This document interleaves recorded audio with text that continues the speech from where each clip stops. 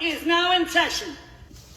Good afternoon, ladies and gentlemen. Welcome back to the Pennsylvania College Basketball Court, or PCBC, Season 2, Episode 26, here on this beautiful Tuesday, February 4th, 2025. This is the first episode of the month of February. So, I'm your host, the Honorable Judge Noah, reporting live from Slippery, Pennsylvania. Hopefully today's episode is going to go nice and smoothly. Friday's episode went really smoothly on the second try when I was in Butler. But hopefully today, here in Slippery Rock, it's going to be a little bit better with the internet here in the house. So anyways, on today's episode, we're going to be doing a recap of games that occurred on the one game. There was one game that occurred on Friday, January 31st.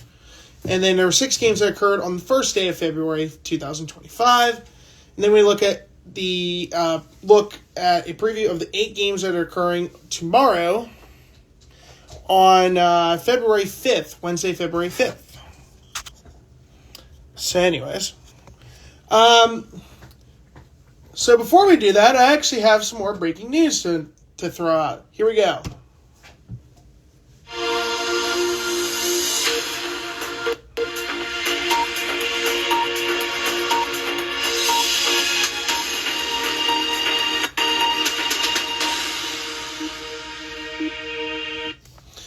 Well, so the NBA So if you watched my previous clip that was from around 12:40 a.m. on Sunday morning, February 2nd, now we have more breaking news that just occurred between a major blockbuster NBA trade.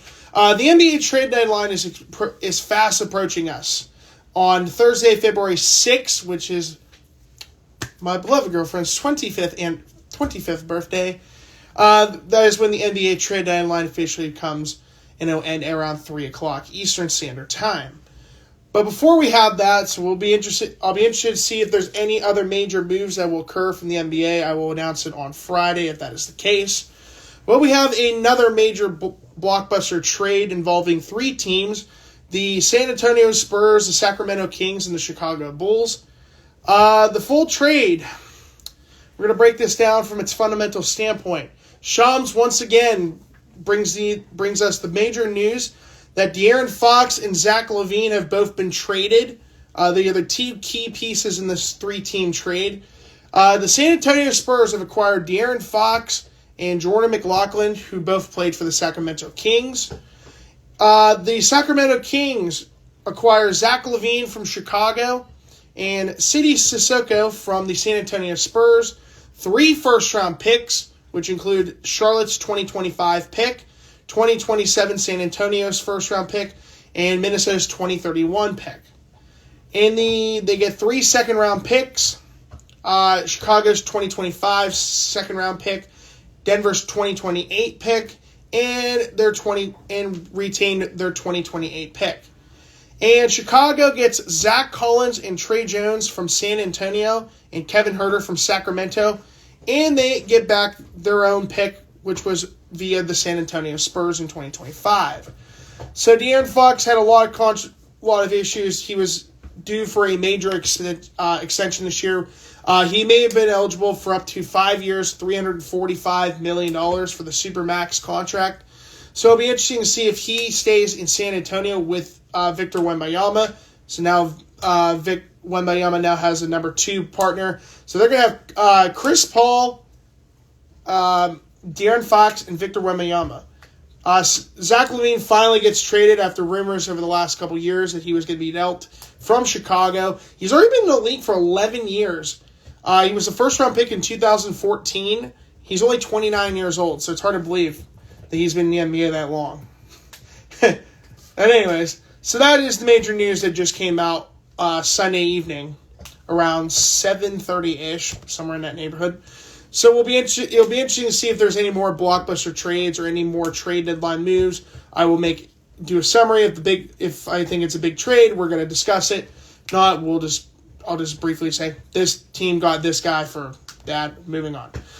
So the New York Knicks, they ended up finally beating the Houston Rockets. It was a good game last night. That's why I'm wearing my Jalen Brunson shirt, because go Knicks. They play the Raptors tonight in Toronto. It'll be interesting to see if they're going to be a player for the trade deadline. I mean, they really need they're debating on trading their backup center Mitchell Robinson for picks, but we'll wait and see. But anyways, let's talk about the PSAC now. We're going to go back to the PSAC. And we're going to go with their athletes of the week for week 11. So this was from last week, January. Let me think of my math. January 27th through February 1st for the matchups. So the East Division, their athlete of the week was Nasir Griffin of East Stroudsburg. He's a junior and forward from Philadelphia, Pennsylvania. He helped lead the Warriors to a 2-0 week, averaging 16 points, 6.5 rebounds, and 3 assists per game while shooting 57% from the floor. He played a key role in the team's wins over Shepherd, number 2 team in the East, entering Saturday's action, hitting the game-winning three-pointer with 2.5 seconds left on the clock. The East Division's Defensive Player of the Week goes to Matt Bengal, who's this guard and senior from Erie, Pennsylvania, playing for Bloomsburg University. Bengal had an impressive showing in the Huskies' 1-1 week, tallying 16 rebounds, 10 steals, 3 blocks, 4 assists, and 41 points in the combined 2 matchups. The Erie native also set a school record for single game and steals with 8 in an 89-78 win over Shippensburg. The senior led the team with 22 points, 8 steals, and 7 rebounds in that game against Shippensburg. And in a triple overtime thriller against Lock Haven, he had 19 points, 9 rebounds, 3 blocks, and 2 assists. He also did that while seeing the 4th most minutes in an NCAA men's basketball contest this year with 52 minutes and 25 seconds. So, very impressive for that. Let's move to the West. The athlete of the week was Trey Nelson out of Clarion, my girlfriend's alma mater. He's a guard and junior from Gainesville, Virginia. Nelson helped the Golden Eagles to the PSAC to pull off a major PSAC West upset on the road last Wednesday at Gannon. Gannon beat the first-place Golden Knights 83-79. It was a key piece in Clarion's 94-93 shootout loss to Edinburgh just 48 later on the road. The point guard played 76 out of a possible 80 minutes in that span over a 3-day period. He shot just under 52% from the field, averaging 19 points, 4.5 assists, and 2.5 steals per game in that span. He went 7 of 11 from the field and 4 of 6 from three-point range against Gannon, and then scoring 22 points and recording 4 steals. Against Edinburgh, he had 16 points, 6 assists, and a steal. The PSAC West Defensive Player of the Week was Sanker Everin of Edinburgh, the forward and junior from Madonna, Turkey. Everin averaged double-double again this week, averaging 12.5 points and 13 rebounds in a pair of PSAC West victories against SRU, or PSAC victories. Against SRU, he had 10 points, 18 rebounds, 3 assists, 2 steals, and a block. What's up, Brian? It was his 16th double-double of the season. In the matchup against Clarion, he scored 15 points with 8 rebounds, a block, and a steal. He is now the nation's second leading rebounder, averaging 13.1 rebounds per game, but he's number 1 in all of Division II in offensive boards with 5.42 rebounds per game. So congratulations to all 4 of those athletes for being selected. It's a beautiful Tuesday, and tomorrow it's supposed to be freezing rain. Please you and Brandon be safe getting to Indiana tomorrow. Anyways, let's look at the standings. Oh, how about that? All right, so we do have someone who made the playoffs. So, in first place with a 12-2 record in conference play, they are 17-4 overall this year, and won their matchup on Saturday against Lock Haven, becoming the first team in the PSAC to secure a playoff spot. That would be the Westchester Golden Rams. So they have clinched their ticket to the 2025 PSAC tournament, which is still a month away from now. In second place, they're 10 jumping over the number 3 spot. So the number 2 team in the East, they're 10-4 in conference play, 16-5 overall this year, and have won their last 3 matchups. That would be East Stroudsburg. Third place, dropping from the second spot to being now number 3 in the East, is Shepherd. They are also 10-4 and 14-7 overall on the season, and lost their matchup on Saturday in a thriller against East Stroudsburg. In fourth place, Millersville is 8-5 in conference play, 12-8 overall this year. They won their matchup on, would have been Wednesday, because I think Millersville didn't play. So they would have beaten Westchester on last Wednesday. Fifth place, they're 7-7 in conference play, 10-10 overall this year. Lost their matchup on Saturday against Westchester. That is Lock Haven. Sixth place, we have a new lead. We have a new switch in the sixth spot. Mansfield now takes over the number 6 spot in the East. They are 4-10 in conference play, 7-13 overall this year, and won their matchup on Saturday against Kutztown. In seventh place, that means Shippensburg is now out of the playoff picture via the tiebreaker with Mansfield. They are also 4-10 in conference play, 7-14 overall, and have lost their last 2 games. In eighth place is Kutztown. They're 3-11 in conference play, 7-14 overall, and have lost their last 3 games. In dead last is Bloomsburg. They're now 3-11, and they're 4-17 on this overall this year, and won their matchup on Saturday against Shippensburg. Going to the West. Now only a 3-game lead for the number 1 seed in the PSAG West. But Gannon still holds on. They're 11-3 in conference play, 16-6 overall. They've lost their last 3 games and 4 of their last 5 overall since playing Damon University just 2 weeks ago in Amherst, New York. So the walls are starting to crumble on Gannon right now, and they got Edinburgh tomorrow. So battle the top 2 teams in the PSAG West. And then they have this IUP game that I might be going to on Saturday in Erie. In second place is Edinburgh. They're 8-6 in conference play, 12-9 overall, and they've won their last 3 games. So Edinburgh's catching up pretty quickly, and if they can somehow pull off a win tomorrow, that lead drops to 2 games in the PSAG West. Third place is California. They're now 7-7 in conference play, 12-10 overall, and they've won their last 2 games. SRU is 4th at 7-7. They're a 500 team at 11-11 on the year. They've lost the last 2 games. IUP was one of a few teams that did not play on Saturday. They had a week's rest. They still sit in the 5 spot right now, but not by much. They're 6-7 in conference play, also 500 at 10-10 on the season. Lost their matchup on Wednesday at California. I think they'll be in good shape tomorrow. We'll see. In sixth place, Pitt Johnstown is at 6-7 in conference play. They're also 500 at 10-10 overall this year, and won their matchup on last Wednesday at home against Seton Hill in double overtime. And in dead last at 5-9 in conference play, also 500 record overall this year at 10-10, and lost their matchup on Friday at Edinburgh, would be the Clarion Golden Eagles. All right. So now we're going to look at the region rankings. So I said on Friday that I was going to talk about this briefly. So let's take a look. So these are all the teams. So the Atlantic region consists of 3 conferences: the PSAC, Pennsylvania State Athletic Conference, the MEC, or the Mountain East Conference, and the CIAA, or the Collegiate, I believe it's called the Collegiate hold on. I can't remember now. Collegiate something. Central Intercollegiate Athletic Association. There we go. Okay, so I completely missed that off. I dropped the ball on that one. But anyways, those are the 3 conferences that make up the Atlantic region. So right now in the number 1 spot in the Atlantic region is West Liberty, which is about an hour and 40 minutes from here in Slippery Rock. Number 2 is Fairmont State, dropping 1 spot from last week. West Liberty moves up from 2 to 1. Fairmont State drops from 1 to 2. In third place, moving up 1 spot from last week, is Westchester out of the PSAC. Fourth place, moving up 1 spot from last week out of the PSAC, is East Stroudsburg.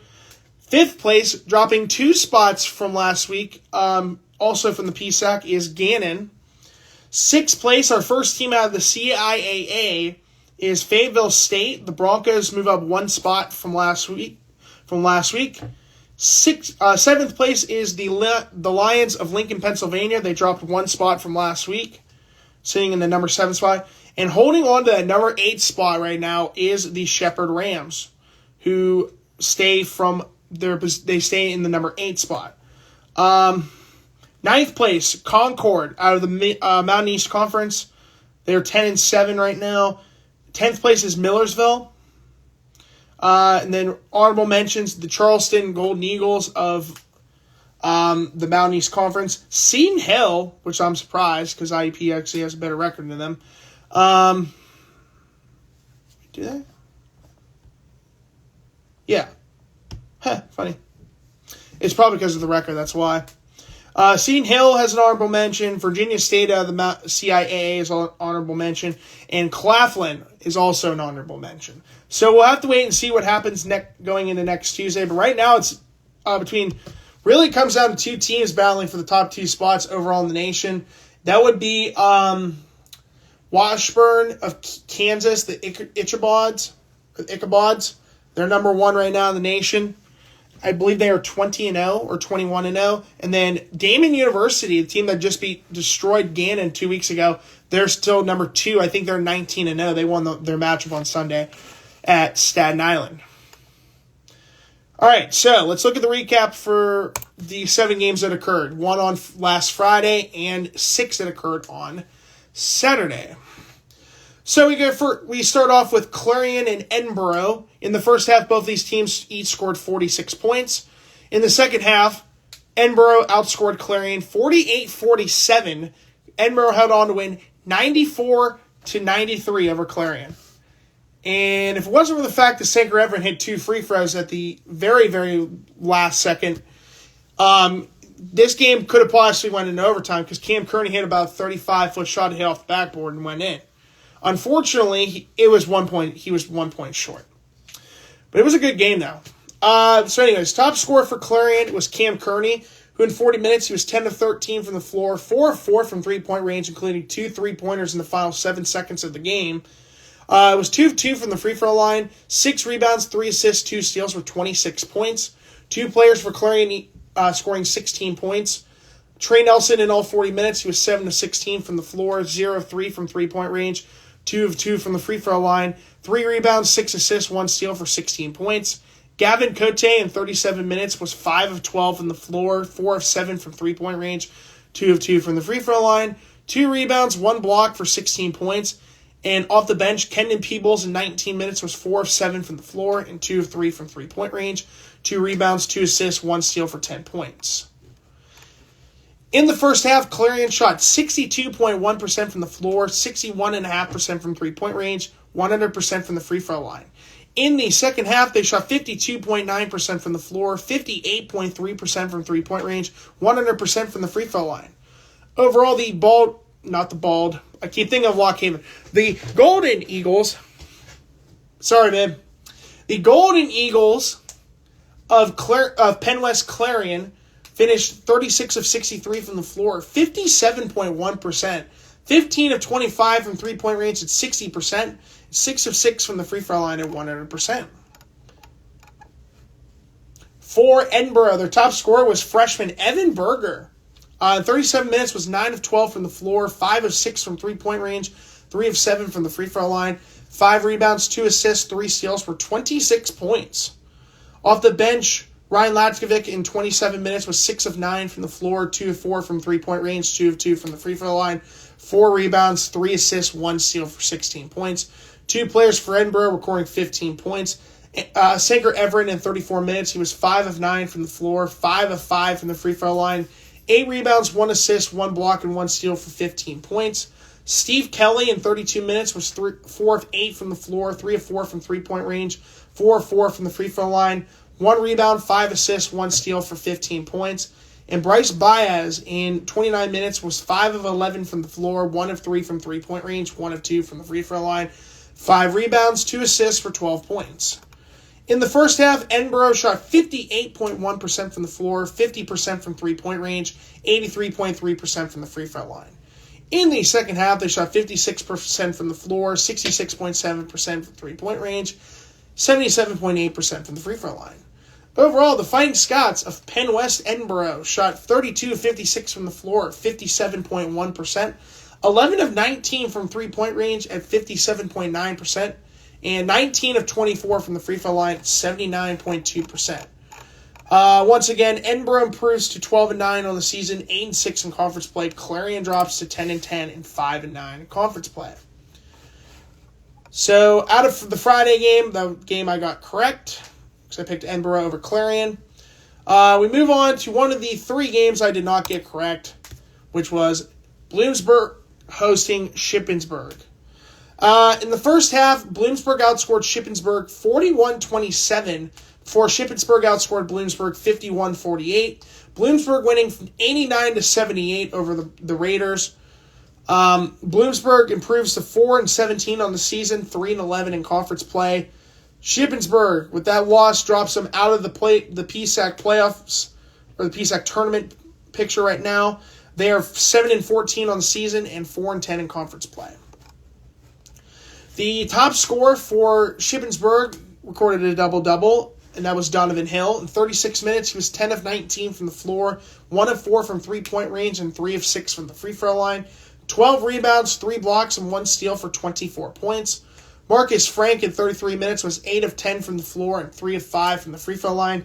7 rebounds, 1 assist, 1 steal for 19 points. Timmy Connor in 34 minutes was 4 of 10 from the floor, 2 of 4 from three-point range, 1 of 2 from the free-throw line. 2 rebounds, 1 steal for 11 points. In the first half, Shippensburg shot 45% from the floor, 50% from three-point range, 46.7% from the free-throw line. In the second half, they shot 53.7% from the floor, 25% from three-point range, 50% from the free-throw line. Overall, the Raiders of Shippensburg shot 31 of 61 from the floor, 50.8%, 4 of 12 from three-point range at 33.3%, 12 of 25 from the free-throw line at 48%. For Bloomsburg, their top scorer was Matt Bengal in 35 minutes. He was 9 of 17 from the floor, 0 of 3 from three-point range, 4 of 6 from the free-throw line, 7 rebounds, 2 assists, 8 steals for 22 points. Louis Wild played all 40 minutes. He was 6 of 9 from the floor, 5 of 7 from three-point range, 2 of 2 from the free-throw line, 5 rebounds, 5 assists, 2 steals for 19 points. Danny Bruce in 25 minutes was 7 of 13 from the floor, 1 of 3 from three-point range, 2 of 2 from the free-throw line, 4 rebounds, 1 assist for 17 points. Tony Henderson in 24 minutes, he was 3 of 7 from the floor, 0 of 1 from three-point range, 7 of 8 from the free-throw line, 3 rebounds, 2 assists, 1 block for 13 points. And Sean Haas in 25 minutes off the bench was 3 of 8 from the floor, 3 of 8 from three-point range, 2 of 2 from the free-throw line, 2 rebounds, 1 assist, 1 block, and 1 steal for 11 points. In the first half, Bloomsburg shot 50% from the floor, 42.9% from three-point range, 100% from the free-throw line. In the second half, they shot 55.6% from the floor, 40% from three-point range, 82.4% from the free-throw line. Overall, the Huskies of Commonwealth University Bloomsburg finished 31 of 59 from the floor at 52.5%, 10 of 24 from three-point range at 41.7%, and 17 of 20 from the free-throw line at 85%, with 1 technical foul being assessed to Matt Bigel. Game 3 of 7. Actually, we're going to skip that game. We'll get to that game last, because I want to do the really exciting game last.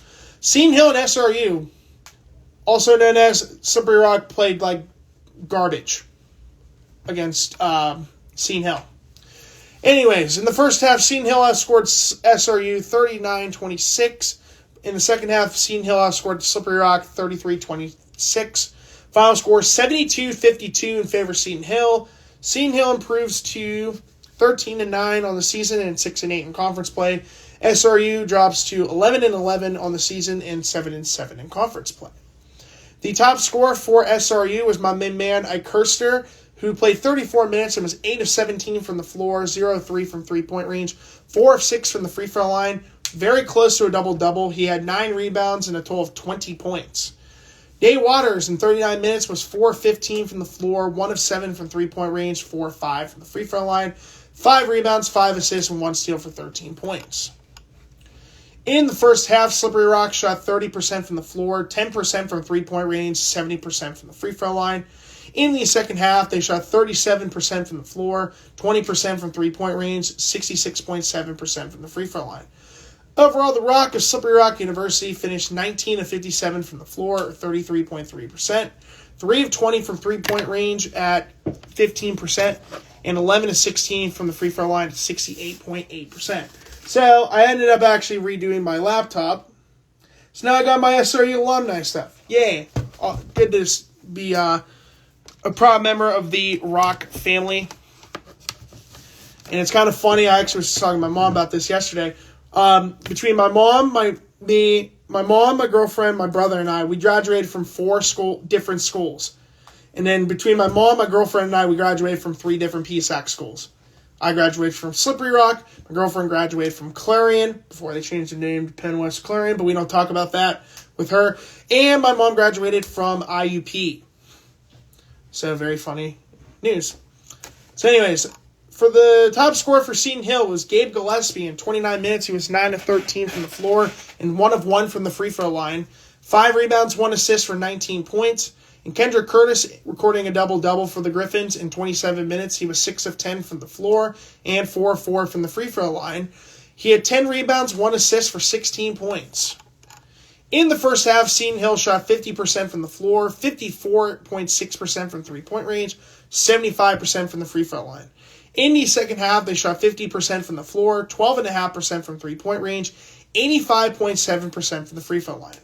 Overall, the Griffins of Seton Hill finished 28 of 56 from the floor, or 50%, 7 of 19 from three-point range at 36.8%, and 9 of 11 from the free throw line at 81.8%. So that was the second game I got incorrect. The third and final game I got incorrect was Mansfield at home against Kutztown. In the first half, Mansfield outscored Kutztown 41-36. In the second half, Mansfield outscored Kutztown 46-42. Mansfield winning 87-78 over Kutztown. Both teams are 7-14 overall this year. Mansfield improves to 7-14 overall in the season, and they are 4-10 in conference play. Moving up to the number 6 spot in the East, could they potentially make the PSAC tournament for a second straight year? Kutztown is 7-14 on the season and 3-11 in conference play with this loss. The top scorer for Kutztown was Jalen Bryant, who in 37 minutes was 9 of 20 from the floor, 2 of 7 from three-point range, and 2 of 2 from the free throw line. 3 rebounds, 1 assist, and 5 steals for 22 points. Jordan Nakoa Abisola in 37 minutes was 9 of 12 from the floor, 3 of 4 from the free throw line, 9 rebounds, 3 steals for 21 points. Jaden McGee in 29 minutes was 5 of 11 from the floor, 1 of 4 from three-point range, 2 of 3 from the free throw line, 7 rebounds, 2 assists for 13 points. And Amir Cunningham in 30 minutes was 3 of 5 from the floor, 0 of 1 from three-point range, 4 of 6 from the free throw line, 2 rebounds, 1 assist, 3 steals for 10 points.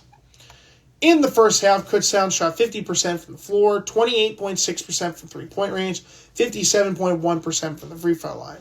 In the second half, they shot 51.5% from the floor, 16.7% from three-point range, 87.5% from the free throw line. Overall, the Golden Bears of Kutztown finished 32 of 63 from the floor, or 50.8%, 3-13 from three-point range, 23.1%, and 11 of 15 from the free throw line at 73.3%, with a technical foul being assessed to Kutztown. The top scorer for Mansfield was Scott Woodring, who recorded a double-double in 31 minutes. He was 9 of 16 from the floor, 1 of 4 from three-point range, 6 of 7 from the free throw line, 11 rebounds, 2 assists, 2 steals for 25 points. Ty Krepsa made the most of his minutes, only played 16 minutes, but he was 9 of 12 from the floor, 2 of 5 from three-point range, 1 of 2 from the free throw line, 4 rebounds, 8 assists, 1 steal for 21 points. Owen Chambers in 21 minutes, he was 3 of 9 from the floor, 2 of 7 from three-point range, 7 of 7 from the free throw line, 2 rebounds, 1 assist, 1 steal for 15 points. And Sterling Scott in 38 minutes, he was 5 of 12 from the floor, 0 of 3 from three-point range, 2 of 4 from the free throw line, 3 rebounds, 2 assists, 1 block, and 1 steal for 12 points. In the first half, Mansfield shot 53.6% from the floor, 0% from three-point range, 84.6% from the free throw line. In the second half, they shot 51.5% from the floor, 33.3% from three-point range, 77.8% from the free throw line. Overall, the Mountaineers of Commonwealth University at Mansfield finished 32 of 61 from the floor, 52.5%, 5 of 23 from three-point range, 21.7%, and 18 of 22 from the free throw line at 81.8%.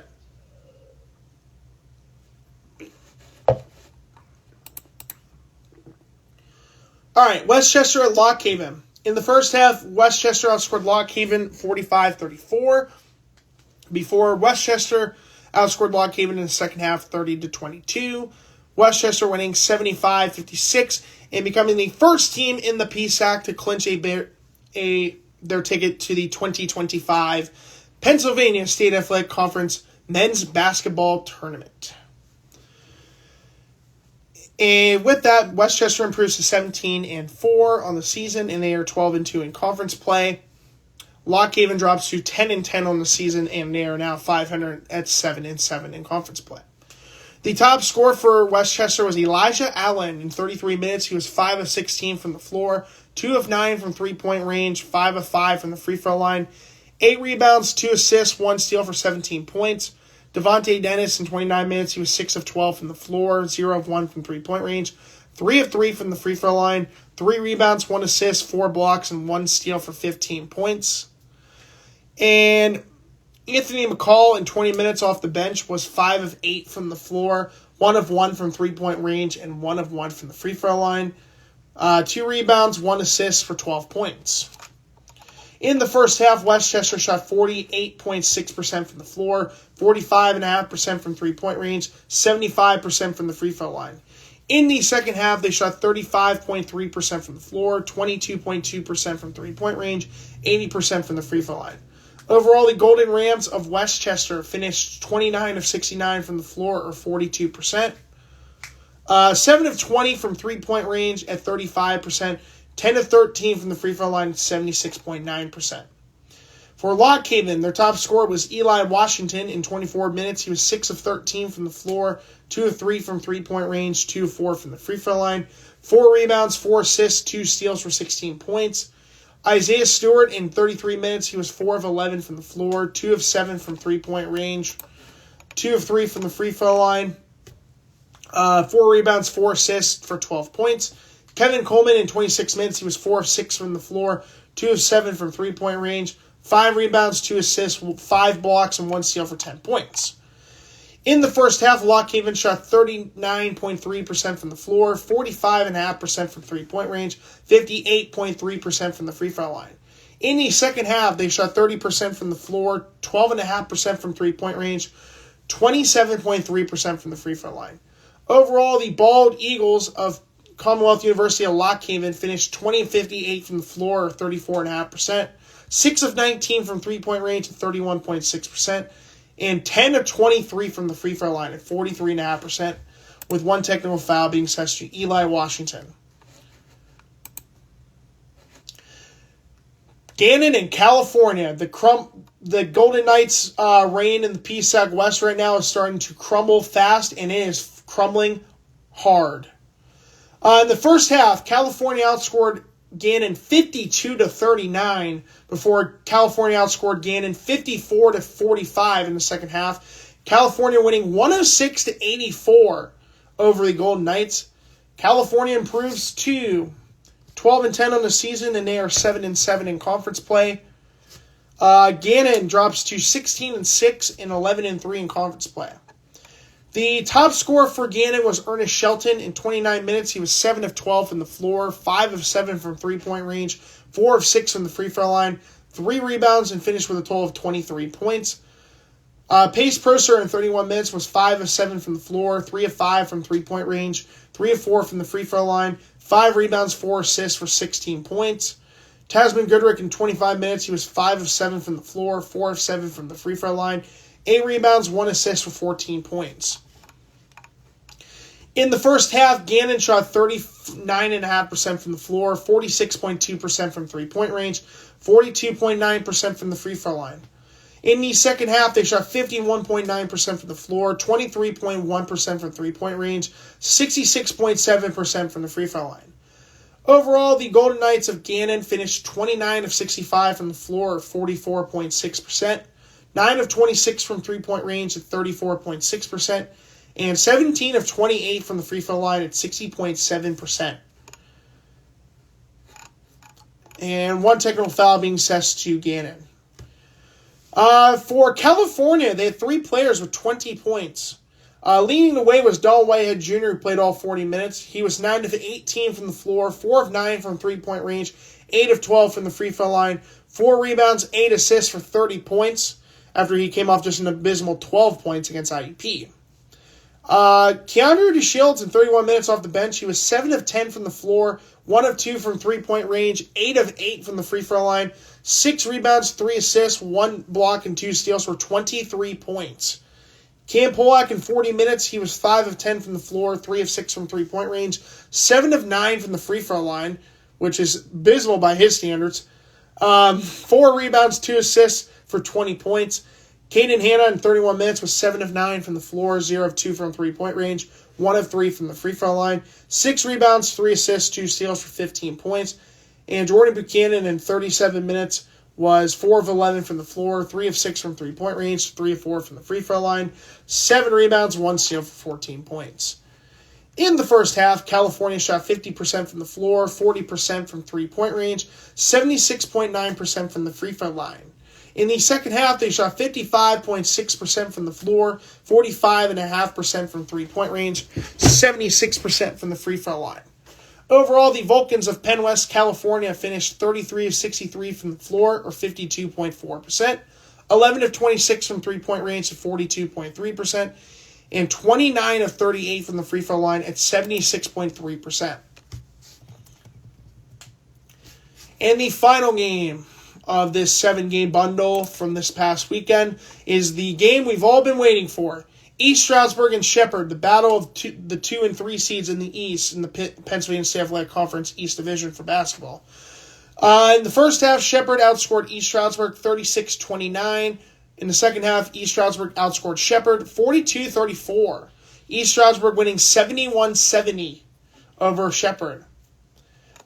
East Stroudsburg improves to 16-5 on the season and 10-4 in conference play, while Shepherd drops to 14-7 and 10-4 in conference play. East Stroudsburg holds the 2 spot right now, while Shepherd drops to the number 3 spot in the PSAC East. The top scorer for East Stroudsburg was Ethan Mill-Irons in 35 minutes. He was 4 of 5 from the floor, a perfect 4 of 4 from three-point range, and 5 of 5 from the free throw line. He had 3 rebounds, 1 assist, and 1 steal for 17 points. Lakeem McKaylee and Nasir Griffin both recording 13 points. McKaylee did it in 15 minutes, and he was 5 of 7 from the floor, 2 of 2 from three-point range, and 1 of 2 from the free throw line. 1 rebound, 1 steal for 13 points. And the hero of the day goes to Nasir Griffin. In 28 minutes off the bench, he was 4 of 9 from the floor, 3 of 5 from three-point range, including the game-winning three-pointer with 2.5 seconds left against Shepherd, and 2 of 4 from the free throw line. 6 rebounds, 2 assists, 1 block for 13 points. In the first half, East Stroudsburg shot 39.1% from the floor, 33.3% from three-point range, 100% from the free throw line. In the second half, they shot 50% from the floor, 61.5% from three-point range, 66.7% from the free throw line. Overall, the Warriors of East Stroudsburg shot 22 of 49 from the floor, or 44.9%, 12 of 25 from three-point range, 48%, and 15 of 19 from the free throw line at 78.9%. For Shepherd, their top 2 scorers each had 19 points. Marcus Banks did it in 33 minutes and was 5 of 10 from the floor, 0 of 1 from three-point range, 9 of 11 from the free throw line, 6 rebounds, 5 assists, 2 steals for 19 points. And Chase Parr in 28 minutes was 8 of 10 from the floor, 3 of 4 from the free throw line, 3 rebounds, 1 assist, 1 steal for 19 points.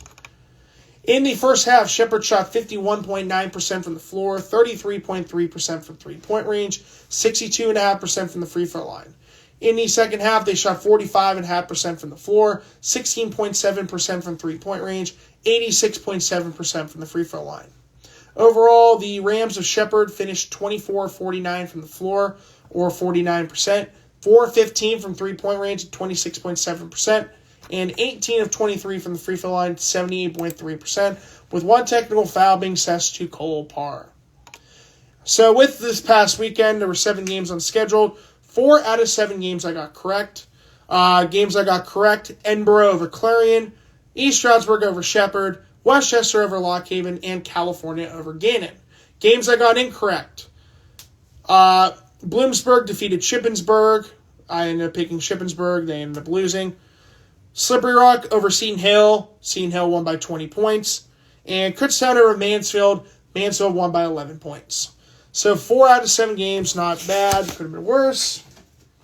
234 games down, only 59 more to go as of right now.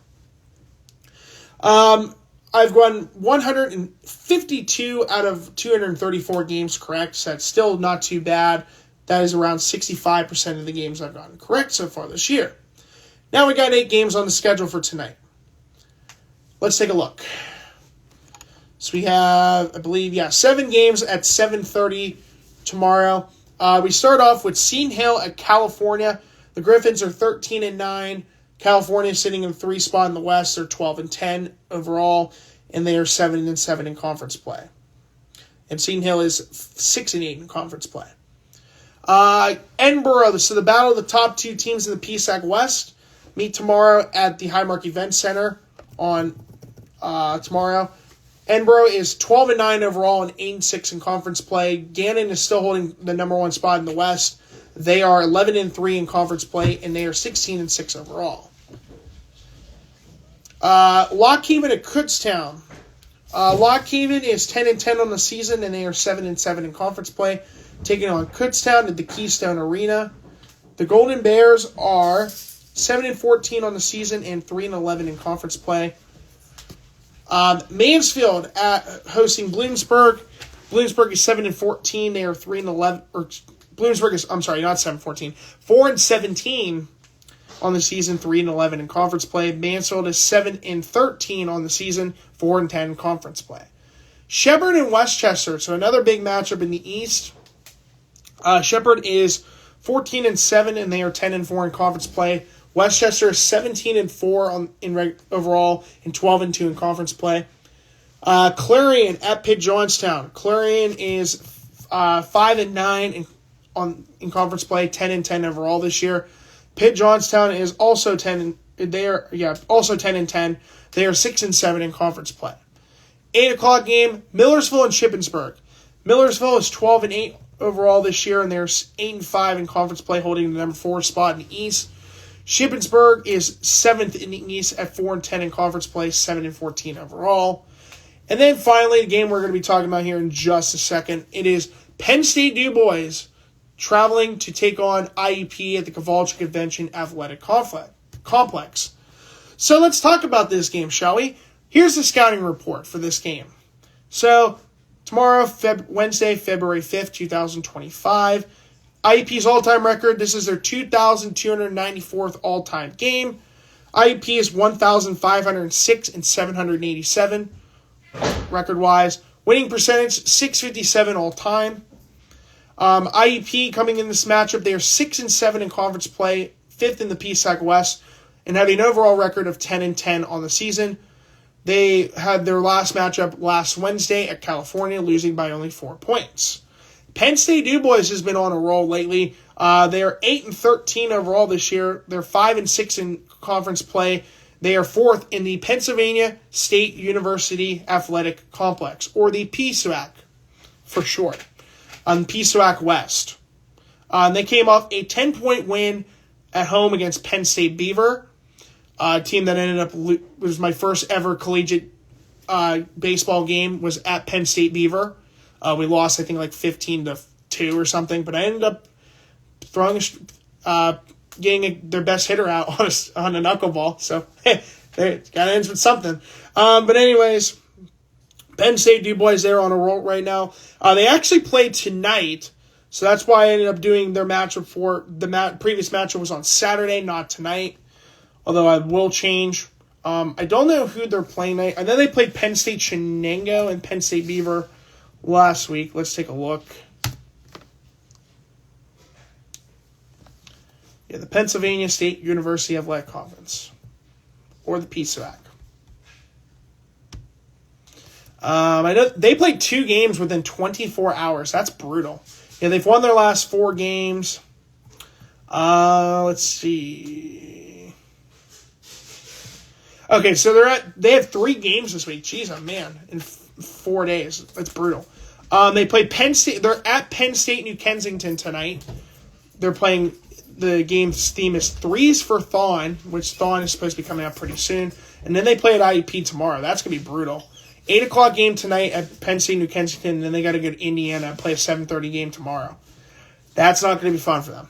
Anyways, it's a 7:30 p.m. game tomorrow at the Kowalczyk Convention Athletic Complex in Indiana, Pennsylvania.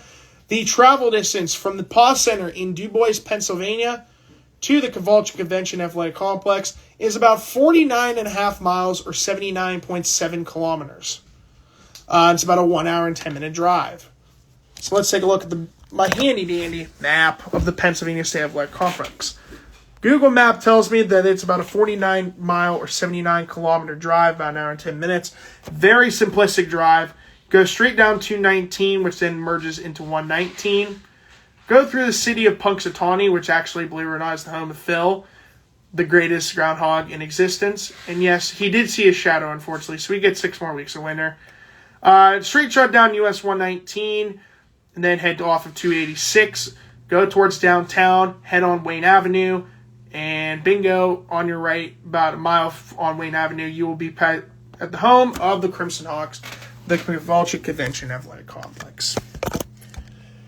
So, believe it or not, this is the first time these two teams have met all time. First recorded matchup between these two programs, most likely because of the coaching scheme. That's why they made this game happen. This is not only the final non-conference game of the season for IUP, it is the final non-conference game of the entire PSAC regular season. So it'll be interesting. First all-time meeting between these two programs. The head coaches know each other pretty well, which I'll talk about here when we get to the 3 keys of the game. Let's look at the 7 key elements of my fundamentals of basketball, where we look at offense, defense, field goal percentage, 3-point field goal percentage, free throw percentage, rebounds, and assist to turnover ratio. So I did my best with the Penn State DuBois ones in terms of the overall numbers because, again, they don't really have, when I looked at it, they don't have the assist to turnover ratio number. So I did my best to do the math on that one. I actually had to take like 5 minutes to do math. Yay.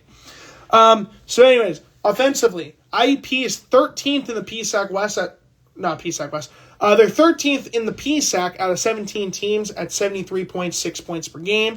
Penn State DuBois is number 2 out of 13 teams in the PSAC at 85.4 points per game. The advantage goes to Penn State DuBois on this one. Defensively, this one was blatantly obvious. IUP's defense is number 4 in the PSAC. They've only allowed 72 points per game. DuBois is dead last out of the 13 teams in the PSAC. They're allowing a little under 90 points a game. That would still be dead last in the PSAC by over 6 points. So the advantage easily goes to IUP on that one. Field goal percentage, IUP is shooting 44.6% from the floor. They're tied with ninth with Lockhaven. DuBois is 6th in the PSAC at 43.4%. Advantage goes to IUP. 3-point field goal percentage. IUP is in the middle of the PSAC at 33.3% at 9th in the conference. In DuBois' case, they're 31.3% from 3-point range. That is 9th out of 13 teams in the PSAC, so the advantage goes to IUP. Free throw percentage. IUP is shooting 70.2% from the free throw line. They are 11th out of 17 teams in the PSAC. Penn State DuBois is number 3 in the PSAC at 73.9%, so the advantage goes to Penn State DuBois. Rebounding. IUP is 9th in the PSAC at 37.7 rebounds per game. DuBois is at 33.7 rebounds per game. They're 9th out of 13 teams in the PSAC, so the advantage goes to IUP. And then assist to turnover ratio, this one's very easy as well. IUP is 5th in the PSAC at 1.11 assists per turnover. Penn State DuBois is 3rd to last in that category at 0.74 assists per turnover. So the advantage easily goes to IUP. When I looked at the stats for the assist to turnover ratio, Penn State Beaver was at 0.63, I think. And then Penn State Lehigh Valley was dead last at 0.43 assists per turnover. They averaged 8 assists and 22 turnovers per game. That is absolutely abysmal. So the results show that IEP is heavily favored in this matchup. They earned 5 out of the 7 key elements. So let's look at the three highest scoring players for. Oh wait, no, wrong one. I put just Penn State itself. Oops. Can I get the DuBois one? All right, here we go. Roster. Give me the roster, please. All right, we're on a roll. All right, here we go. So the IEP's top 3 scorers, their number 1 scorer, of course, is number 11, Christian Moore. He's averaging 17.4 points, 4.1 rebounds per game. He's shooting 40.9% from the floor and 35.8% from three-point range. The second highest scoring player for the Crimson Hawks is number 1, Kamani Marrero, averaging 14.1 points, 4.1 rebounds per game, 43.7% from the floor, 29.9% from three-point range. And third highest scoring player for the Crimson Hawks is number 12, Demir Brooks. He's averaging 12 points, 7.6 rebounds per game. He's shooting exactly 60% from the floor and has still yet to take a single three-point field goal attempt. I would, for the love of God, would love to see him at least try at least one three-point field goal attempt this year, and this would be a good game to do it on. For Penn State DuBois, their top scorer is number 11. He's a 5'10" point guard and sophomore from Monroeville, Pennsylvania. And he played his high school ball at Gateway High School in Monroeville, Pennsylvania. That is Caleb Pryor. He might have played basketball with, I think he was too young to play with JPK, but he would have possibly played with his brother Will. So, possibility there. He's averaging 17.3 points, 2.7 rebounds per game. He's shooting 45.4% from the floor and 36.7% from three-point range. The second highest scoring player is number 24. He's a 6'2" forward and senior from Clarion, Pennsylvania. Played his high school ball at Clarion Area High School. That would be Bo Verdell. He is averaging 16.1 points, 5.8 rebounds per game, shooting 51.8% from the floor and 38.9% from three-point range. And the third highest scoring player for them is number 3. He's a 6'4" guard and junior from Philadelphia, Pennsylvania, playing his high school ball in math, civics, and science. Nair Poplar. He's averaging 11.2 points, 5.2 rebounds per game, shooting 41.2% from the floor and 31.1% from three-point range. PSD, the 3 keys of the game. Number 1, play like it's another regular season game and not an exhibition. Yes, I know Penn State DuBois is not a PSAC school. They are what we would consider a branch of Penn State University. I said that to my brother if I was going to tell him that Penn State Barron was a JUCO school. It's not. It's a branch campus of Penn State. So I have to mention that there. Again, this is a regular season game. I know it's a non-conference game, but IEP still needs to have some sort of momentum going into their matchup on Saturday up in Erie. That is not going to be an easy matchup. I know IEP wants to try to beat Gannon once again. Number 2, this one is going to be a good one. Starting strong against Schmay. Speaking of which, the other coach I was going to mention was the head coach for the Penn State DuBois, Nittany Lions, was good old Daniel Schmay. He was an assistant under, yes, the one and only Joe Lombardi. So it is the first-time matchup between these two coaches. Earlier this year, we saw Ron Faldella return to the Kowalczyk, and he defeated Lombardi when South Carolina Buford beat IEP 94-84. Schmay with a lower developed team compared to IEP has a challenge going up against one of the best coaches that Division II has to offer. So Schmay versus Lombardi, part 1. We shall see what happens there. And number 3, DuBois is on a roll. They've won their last 4 games. They were, when I started doing the scouting for this, they were 4-13, and they were, I believe, 1-6 in conference play. They are now 8-13 and 5-6 in conference play in the PCBC West. And they still have a matchup tonight against Penn State New Kensington, so they could easily move up into the 3 spot tomorrow. or it could move up as high as the 2 spots. We'll have to wait and see. But right now, Penn State DuBois are 8-13, so tomorrow's matchup either will be 9-13 on a 5-game winning streak, or they're 8-14 on a 1-game losing streak. So we'll have to wait and see. But let's look at my picks and predictions for tomorrow's matchups. 1 second. So, Seton Hill in California, I'm going to stick with California, especially with that win. The fact that they had 2 key wins yet last week. They beat IUP, and then they destroyed Gannon by 22 points. Edinboro and Gannon, I will stick with Gannon. I swear to God, if they lose to Edinboro, I'm just going to be like, Gannon needs to really figure out what's wrong with them.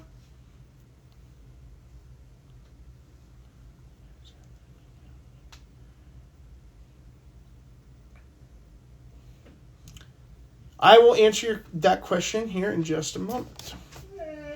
Edinboro and Gannon, picking Gannon. Lock Haven and Kutztown, I'm going to stick with Lock Haven. Bloomsburg and Mansfield, I'm going to stick with Mansfield. That's a toss-up game. Either team could win.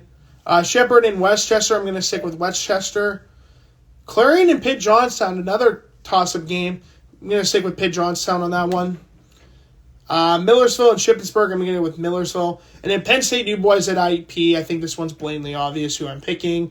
It's going to be IUP. I think they will win this game relatively easily. Now, my buddy Brandon Pierce is saying they should win by 30 points. I don't know if that's going to be the case, but if IUP can at least gain a win is a win. So, wait and see. Hey, are we doing anything tonight? I don't know why. Because Allie's parents were going to make wings. Cool beans. Well, there you go. There's your answer. So that answer is yes.